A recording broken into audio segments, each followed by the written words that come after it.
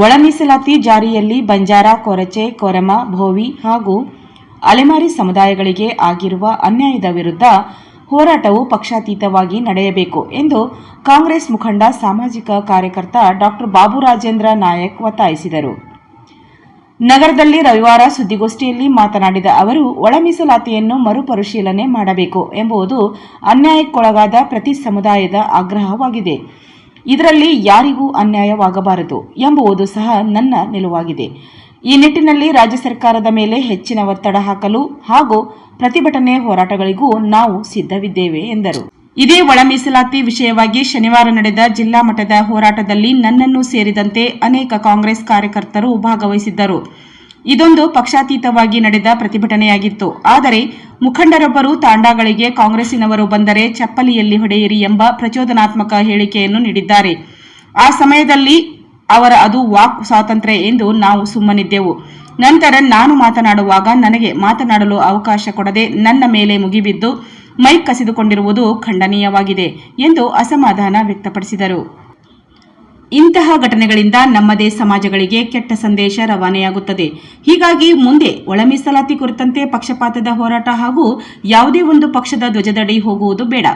ಎಲ್ಲರೂ ಸಾಮೂಹಿಕವಾಗಿ ಹೋರಾಟದಲ್ಲಿ ಭಾಗಿ ಬಂಜಾರ, ಕೊರಚೆ, ಕೊರಮ ಸಮುದಾಯಗಳಿಗೆ 5% ಹಾಗೂ 1% ಅಲೆಮಾರಿ ಸಮುದಾಯಗಳಿಗೆ ಮೀಸಲಾತಿ ಕೊಡಿ ಎಂದು ಹೋರಾಟ ಮುಂದುವರಿಸೋಣ. ಅಗತ್ಯವಾದರೆ ಪರಿಶಿಷ್ಟ ಜಾತಿಯ ಮೀಸಲಾತಿ ಪ್ರಮಾಣವನ್ನು 17ರಿಂದ 20ಕ್ಕೂ ಹೆಚ್ಚಳಕ್ಕೂ ಸರ್ಕಾರದ ಮೇಲೆ ಒತ್ತಡ ಹಾಕೋಣ. ಅದೇ ರೀತಿಯಾಗಿ ಸೆಪ್ಟೆಂಬರ್ 10ರಂದು ಬೆಂಗಳೂರಲ್ಲಿ ನಡೆಯುವ ಹೋರಾಟ ಸಹ ಪಕ್ಷಾತೀತವಾಗಿ ನಡೆಯಬೇಕು. ಇದರಿಂದ ಹೆಚ್ಚಿನ ಸಂಖ್ಯೆಯಲ್ಲಿ ಸಮುದಾಯದ ಜನರು ಭಾಗವಹಿಸಲು ಸಾಧ್ಯವಾಗುತ್ತದೆ ಎಂದು ಹೇಳಿದರು.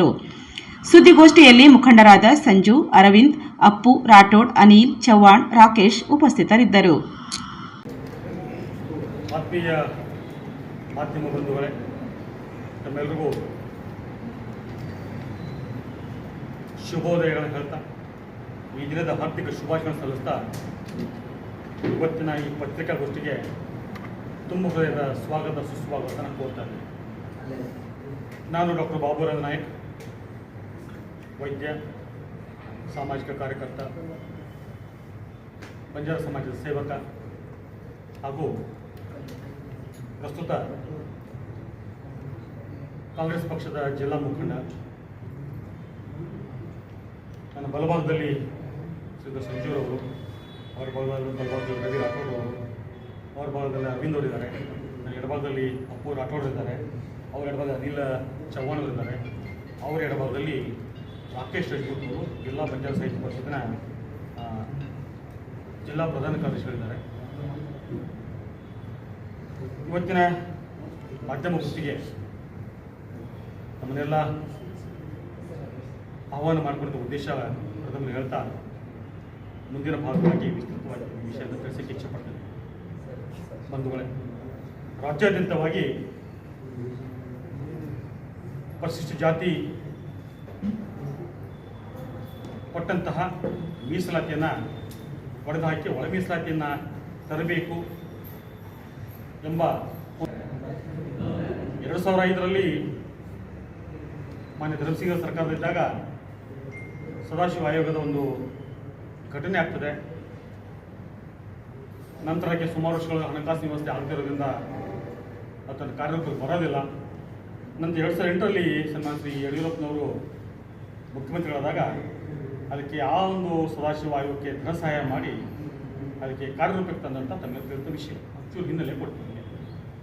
ನಂತರ ದಿನಗಳಲ್ಲಿ ಸದಾಶಿವ ಕಮಿಷನ್ ರಿಪೋರ್ಟ್ 2015ರಲ್ಲಿ ಮಾನ್ಯ ಶ್ರೀ ಸದಾನಂದ ಗೌಡರಿಗೆ ಸನ್ಮಾನ್ಯ ನ್ಯಾಯಮೂರ್ತಿ ಸದಾಶಿವರವರು ಸಲ್ಲಿಸ್ತಾ ನಿಗುದಿಗೆ ಬೀಳ್ತದೆ. ಕಾರಣಾಂತರಗಳಿಂದ ಅವೈಜ್ಞಾನಿಕ ರೀತಿಯಿಂದ ಅದು ಅಧ್ಯಯನ ಆಗಿದೆ, ಸರಿಯಲ್ಲ, ಅಸಂವಿಧಾತ್ಮಕವಾಗಿದೆ ಅಂತ ಹಲವಾರು ಹೋರಾಟಗಳು ಮಾಡಿದಾಗ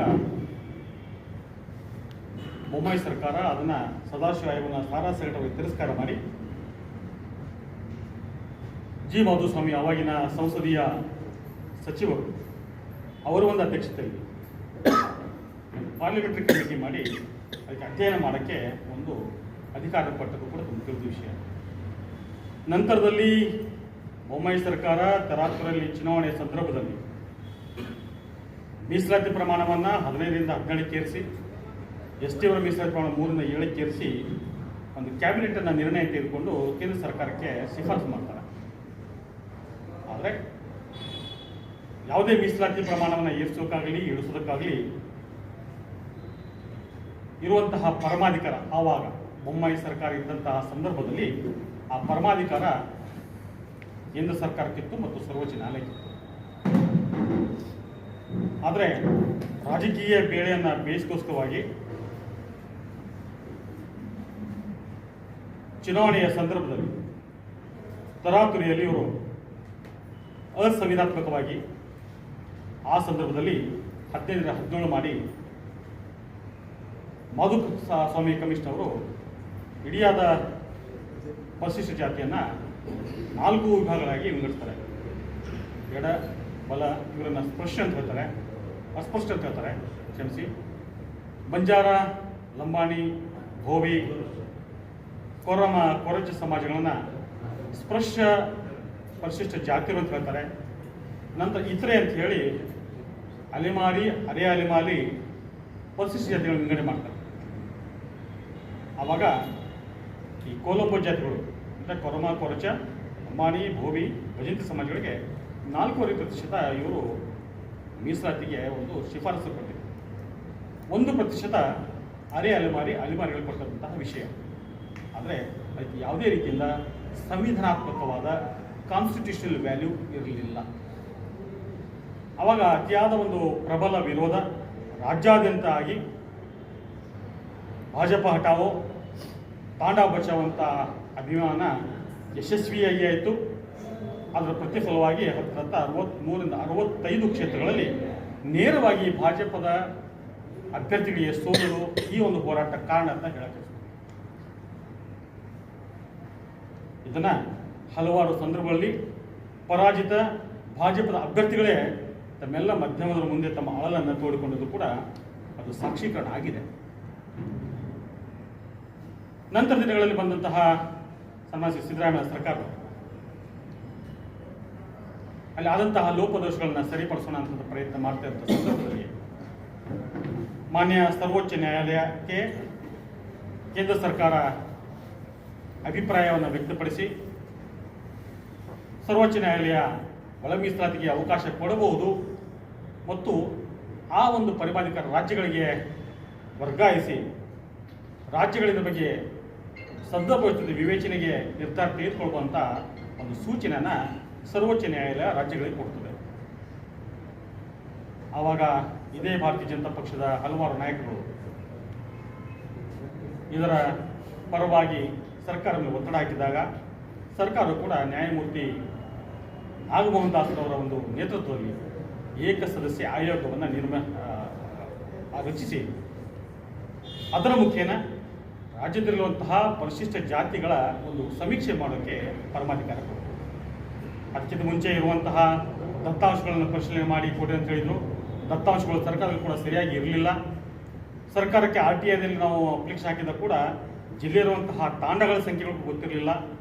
ಆ ಮಟ್ಟಕ್ಕಿದ್ದಾಗ ಅದು ಸರಿಯಾಗೋದನ್ನು ತಿಳ್ಕೊಂಡು ನ್ಯಾಯಮೂರ್ತಿ ನಾಗಮೋಹನ್ ದಾಸ್ರವರ ಒಂದು ಆರ್ಥಿಕ ದೈಹಿಕವಾಗಿ ಕೂಡ ನಿಮಗೆ ನಾವು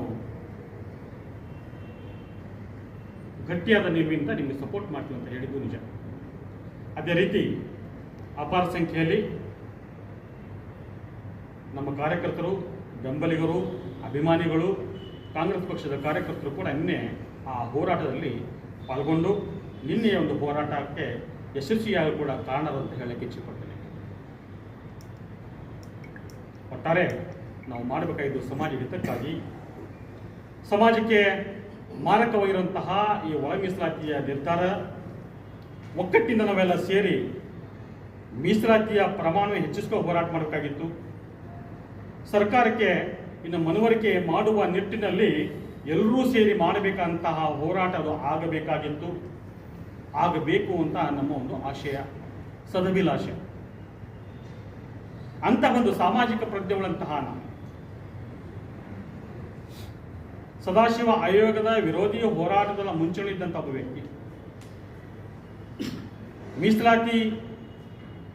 ಒಳ ಮೀಸಲಾತಿ ವಿರೋಧಿ ರಾಜ್ಯ ಮಟ್ಟದ ಸಮಿತಿಯಲ್ಲಿರುವಂತಹ ಒಬ್ಬ ವ್ಯಕ್ತಿ, ಬಹುತೇಕ ಸದಾಶಿವ ಆಯೋಗದ ಹೋರಾಟದಲ್ಲಿ ಅತ್ಯಂತ ಒಂದು ಕೇಂದ್ರ ಸ್ಥಾನ ಉಳ್ಕೊಂಡು ಇಡೀ ರಾಜ್ಯಾದ್ಯಂತ ಸಂಘಟನೆ ಮಾಡೋಕ್ಕೆ ಕಾರಣೀಭೂತ ಅಂತಹ ಒಬ್ಬ ವ್ಯಕ್ತಿ ನಾನು. ನನ್ನ ಜನ ಅಂತ ಭಾಳಷ್ಟು ಜನ ಇದ್ದಾರೆ, ನಾನು ಒಬ್ಬನೇ ಅಂತ ಹೇಳೋದಿಲ್ಲ. ಇಷ್ಟೆಲ್ಲ ಹಿನ್ನೆಲೆ ಇಟ್ಕೊಂಡು ನಿನ್ನೆಯ ಹೋರಾಟಕ್ಕೆ ಹೋದಾಗ ಹೋರಾಟದ ಸಂಘಟಕರೊಬ್ಬರಾದಂಥವರು ರಾಜಕೀಯವಾಗಿ ಮಾತಾಡಿದರು. ಅವ್ರು ಮಾತಾಡುವಾಗ ನಾನು ಖಂಡಿಸ್ಬೋದಾಗಿತ್ತು, ಆದರೆ ವಾಕ್ ಸ್ವಾತಂತ್ರ್ಯ ಪ್ರತಿಯೊಬ್ಬರಿಗೆ ಕೊಟ್ಟಿದೆ ನಮ್ಮ ಸಂವಿಧಾನ. ಮಾತಾಡಲಿ, ನನ್ನ ಒಂದು ಸಂದರ್ಭ ಬಂದಾಗ ಉತ್ತರ ಕೊಟ್ಟಾಯಿತು ಅಂತ ನಾನು ಮೌನ ವಹಿಸಿದೆ. ಅವರು ಮಾತಾಡೋದಕ್ಕೆ ಅವರ ಭಾಷಣ ಮುಗಿಯೋರನ್ನ ಸಹಕರಿಸಿದೆ. ಸರ್ಕಾರ ವಿರುದ್ಧವಾಗಿ ಓತಪ್ರೇತವಾಗಿ ಮಾತಾಡಿದರು. ಕಾಂಗ್ರೆಸ್ ಮುಖಂಡರು ಹೋದ ಬಾರಿ ಭಾಜಪ ಹಟಾವೋ ತಾಂಡಾ ಬಚಾವೋ ಅಂತ ಆಂದೋಲನ ಮಾಡಿ ಭಾಜಪದವರನ್ನು ಸೋಲಿಸಿದ್ರು. ಅವ್ರು ಈ ಬಾರಿ ಏನಾದರೂ ಮತಗಳನ್ನು ಕೇಳಕ್ಕೆ ಬಂದಾಗ ಮೆಟ್ಲು ಬಡೀರಿ, ಚಪ್ಪಲಿಲಿ ಬಿಡ್ರಿ ಅಂತ ಮಾತುಗಳನ್ನು ಬಳಸಿದ್ರು. ಅಲ್ಲಿ ಹೋದಾದಾಗ ನಾನು ಒಬ್ಬ ಸಾಮಾಜಿಕ ಕಾರ್ಯಕರ್ತನಾಗಿ ಬಂಜಾರ ಸಮಾಜ ಸೇವಕನಾಗಿ ಹೋಗಿದ್ದೆ ವಿನಃ ಅಲ್ಲಿ ಕಾಂಗ್ರೆಸ್ ಮುಖಂಡನ ಹೋಗಿರಲಿಲ್ಲ. ಯಾಕೆ ಪಕ್ಷಾತೀತದಿದ್ದಾಗ ಆ ಮುಖಂಡ, ಆ ಲೇಬಲು, ಪದವಿಗಳನ್ನು ಹೊರಗಿಟ್ಕೋಬೇಕಂತ ಒಬ್ಬ ನೈಜ ಸಾಮಾಜಿಕ ಸೇವಕನ ಕೆಲಸ. ಆ ರೀತಿಯ ಹೋಗಿದ್ದೆ. ಯಾವಾಗ ಆ ಮಾತು ಹೇಳಿ ನಾನು ಸ್ವಲ್ಪ ಅದು ಕೇಳಿದಂಗಾಯಿತು. ಆದರೂ ಕೂಡ ಅವ್ರಿಗೆ ಸಂಪೂರ್ಣವಾಗಿ ಭಾಷಣ ಆಗುವವರೆಗೂ ನಾನು ಸಹಕರಿಸಿದೆ, ಸುಮ್ಮನೆ ಇದ್ದೆ. ನಂತರ ನನಗೆ ಅವಕಾಶ ಸಿಕ್ಕ ಸ್ಪಷ್ಟೀಕರಣ ಕೊಟ್ಟು ಮಾತಾಡೋಣ ಅಂತ ನಾನು ಶುರು ಮಾಡಿದ್ದೆ. ಮೊದಲು ಜೈ ಭೀಮ್ ಅಂತ ಘೋಷಣೆ ಕೂಗಕ್ಕೆ ಹಚ್ಚಿದೆ. ಸರಿಯಾದ ಪ್ರತಿಕ್ರಿಯೆ ಬರಲಾದಾಗ ಘೋಷಣೆ ಕೂಗುವಂಥ ಶಕ್ತಿ ನಿಮ್ಮ ಗಂಟಲುಗಳೆಲ್ಲ, ಮೀಸಲಾತಿಯ ಶಕ್ತಿ ಎಲ್ಲಿಂದ ಬರ್ತದೆ ನಿಮಗೆ ಅಂತ ನಾನು ಜನರಿಗೆ ಉದ್ದೇಶಿಸಿ ಮಾತನಾಡಿ, ಇಂತಹ ಒಂದು ಸದಭಿಲಾಷೆ ಇರುವಂತಹ ಹೋರಾಟ ಪಕ್ಷಾತೀತವಾಗಿ ಹೋದಾಗ ಒಬ್ಬ ಕಾಂಗ್ರೆಸ್ ಮುಖಂಡನಾಗಿ ನಾನು ನಿಮ್ಗೆ ಸಪೋರ್ಟ್ ಮಾಡಿ ಬಂದಾಗ ನಮ್ಮನ್ನೇ ಮೆಟ್ಲು ಹೊಡಿತೀರಿ, ಸಮಾಜಕ್ಕೆ ಹಿತಕ್ಕಾಗಿ ಮೆಟ್ಲು ಹೊಡೆದ್ರೆ ತಪ್ಪಿಲ್ಲ ಅಂತ ಮಾತನ್ನು ಶುರುವೇ ಮಾಡ್ತಾ ಇದ್ದೆ. ಆವಾಗ ಪಟ್ಟಭದ್ರ ಶಾಸ್ತ್ರಿಗಳು ತಮ್ಮದೇ ಆದ ಒಂದು ಬೇಳೆ ಬೇಯಿಸ್ಕೋಸ್ಕರವಾಗಿ ನನ್ನ ಮೇಲೆ ಮುಗಿಬಿದ್ದು ಮೈಕನ್ನು ಕಸ್ಕೊಂಡು ಯಾವ ವಿಚಾರಗಳನ್ನು ನಾನು ಜನರಿಗೆ ತಿಳಿಸ್ಬೇಕಾಗಿತ್ತು, ವಿಸ್ತೃತವಾಗಿ ತಿಳಿ ಹೇಳಬೇಕಾಗಿತ್ತು, ಇಡಿಯಾದ ಸಮಾಜವನ್ನು ಮುಂದಿನ ಹೋರಾಟಕ್ಕೆ ನಾವು ಅಣಿಗೊಳಿಸಬೇಕಾಗಿತ್ತು. ಎಲ್ಲಿವರೆಗೂ ವಿಷಯಗಳನ್ನು ಬಿಡಿ ಬಿಡಿಯಾಗಿ ತಿಳಿಸಿ ಹೇಳುವವರೆಗೂ ಜನರ ಮನಕ್ಕೆ ಮುಟ್ಟೋದಿಲ್ಲ. ಆ ಒಂದು ಪ್ರಯತ್ನ ಇದ್ದಾಗಲೇ ಹಿರಿಯಾದ ಘಟನೆ ಅದು ನಿಜವಾಗ್ಲೂ ಖಂಡನೀಯ. ಆದರೂ ಕೂಡ ಪತ್ರಿಕಾಗೋಷ್ಠಿ ಯಾಕೆ ಕರೆದೀವಪ್ಪ ಅಂದರೆ ಈ ಒಂದು ಆದಂತಹ ಒಂದು ಸಣ್ಣ ಘಟನೆ ಸಮಾಜದ ಮೇಲೆ ಮತ್ತು ಹೋರಾಟ ಮೇಲೆ ಪ್ರತಿಕೂಲವಾದಂತಹ ಪರಿಣಾಮ ಬೀರಬಾರದು. ಒಟ್ಟಾರೆ ಈ ಹೋರಾಟ ಒಬ್ಬ ಪಕ್ಷದಿಂದ ಹೋಗಬಾರ್ದು, ಸಮಾಜದಿಂದ ಆಗಬೇಕು, ಪಕ್ಷಾತೀತವಾಗಬೇಕಂತ ನಮ್ಮೆಲ್ಲರ ಒಂದು ಅಭಿಲಾಷೆ. ಬಹಳಷ್ಟು ಜನ ನಮ್ಮ ಕಾಂಗ್ರೆಸ್ ಮುಖಂಡರು ಬರಬೇಕಾಗಿತ್ತು, ಆದರೆ ಅತ್ಯಂತ ಬಹಳ ತ್ವರಿತವಾಗಿ ಇದನ್ನು ನಿರ್ಧಾರ ತೆಗೆದುಕೊಂಡಾಗ ಅವರೆಲ್ಲರೂ ತಮ್ಮ ವೈಯಕ್ತಿಕ ಕಾರ್ಯಗಳಲ್ಲಿ ತೊಡಗಿದ್ದಾರೆ. ಸಂದರ್ಭದ ಮತ್ತೆ ಅವರ ಒಂದು ಮತ್ತೊಮ್ಮೆ ನಿಮ್ಮ ಮುಂದೆ ಬಂದು ವಿಷಯಗಳನ್ನು ತಿಳಿಸ್ತೇವೆ. ಪರಿಶೀಲನೆ ಮಾಡಿ ಯಾವ ರೀತಿ ಹೋದ ಬಾರಿ ಭಾಜಪಕ್ಕೆ ಪಾಠ ಕಲಿಸಿದೀವೋ ಅದು ನಮಗೆ ತಿರುಗುಬಾಣ ಆಗಬಾರದು. ಸಾಮಾಜಿಕ ನ್ಯಾಯ ಕೊಡುವಲ್ಲಿ ಅಲೆಮಾರಿ ಮತ್ತು ಅಲೆಮಾರಿ ಪರಿಶಿಷ್ಟ ಬಂಧುಗಳಿಗೆ ಅನ್ಯಾಯ ಆಗಬಾರದು. ಯಾಕಂದರೆ ನಾವು ಸರ್ವೇ ಜನ ಸುಖಿನೋ ಭವಂತು ಎಂಬ ನಾಣ್ಣುಡಿಯಲ್ಲಿ ವಾಕ್ಯದಲ್ಲಿ ನಾವು ನಂಬಿಕೊಂಡವರು ಎಲ್ರಿಗೂ ಸಮಾನವಾದ ಅವಕಾಶ ಸಿಗಬೇಕು. ಹೀಗಾಗಿ ಸರ್ಕಾರ ಈ ನಿಟ್ಟಿನಲ್ಲಿ ನ್ಯಾಯಮೂರ್ತಿ ನಾಗಮೋಹನ್ ದಾಸರ ವರದಿಯ ಒಂದು ಹಿನ್ನೆಲೆ ತೆಗೆದುಕೊಂಡು ನಿರ್ಣಯವನ್ನು ಪುನರ್ ಪರಿಶೀಲನೆ ಮಾಡಿ ಅಲೆಮಾರಿ ಮತ್ತು ಅಲೆಮಾರಿ ಪರಿಶಿಷ್ಟ ಜಾತಿಯವರಿಗೆ ವಿಶೇಷ ಸೌಲಭ್ಯ ಅಷ್ಟೇ ಅಲ್ಲದೆ ಅವ್ರಿಗೆ ಬೇರೆಯೇ ಒಂದು ಮೀಸಲಾತಿ ವರ್ಗೀಕರಣ ಮಾಡಿ ನಮಗೆ ಆದಂಥ ಅನ್ಯಾಯವನ್ನು ಸರಿಪಡಿಸಿ ಬೇಕಾದರೆ 17% ಆದಂತಹ ಒಂದು ಮೀಸಲಾತಿ ಪ್ರಮಾಣವನ್ನು 20ಕ್ಕೆ ಇರಿಸಿದ್ರೆ ತಪ್ಪಿಲ್ಲ. ಯಾಕಂದರೆ ಈ ನಾಡಿನ ಈ ದೇಶದ ಮೂಲ ನಿವಾಸಿಗಳಿಗೆ ನ್ಯಾಯ ಕೊಡುವಲ್ಲಿ ತಾವು ತೆಗೆದುಕೊಂಡಂತಹ ನಿರ್ಣಯ ಐತಿಹಾಸಿಕವಾಗ್ತದೆ. ಬರುವಂತಹ ಶತಮಾನಗಳಿಗೆ ತಮ್ಮ ಹೆಸರುಗಳು ಅಜರಾಮರ ಆಗ್ತದೆ.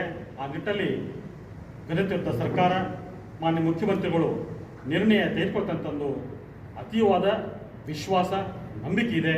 ಆ ಜೊತೆ ಸಮಾಜ ಬಂಧುಗಳಿಗೆ ತಮ್ಮ ಮುಖೇನ ಹೇಳೋದಂದರೆ ಹೋರಾಟ ಪಕ್ಷಾತೀತವಾಗಲಿ, ಯಾವುದೇ ಪಕ್ಷದ ಧ್ವಜದ ಅಡಿ ಆಗುವುದು ಬೇಡ, ನಾವು ಯಾವುದೇ ಪಕ್ಷದ ಅಡಿಯಾಳುಗಳು ಆಗುವುದು ಬೇಡ. ಇದು ಸಮಾಜದ ಹಿತಾಸಕ್ತಿ, ಸಮಸ್ತ ದಲಿತರ ಹಿತಾಸಕ್ತಿ, ಎಲ್ಲರೂ ಒಕ್ಕಟ್ಟಿಂದ ಹೋರಾಟ ಆಗಬೇಕೆಂಬ ಸಂದೇಶ ನಮ್ಮಿಂದ ಹೋಗಲಿ ಅಂತ ಅಭಿಪ್ರಾಯದಿಂದ ಇವತ್ತು ಈ ಒಂದು ಮಾಧ್ಯಮಗೋಷ್ಠಿ ಕರೆದಿದ್ದೇನೆ. ತಮ್ಮೆಲ್ಲರಿಗೂ ವಂದನೆ, ಅಭಿನಂದನೆ.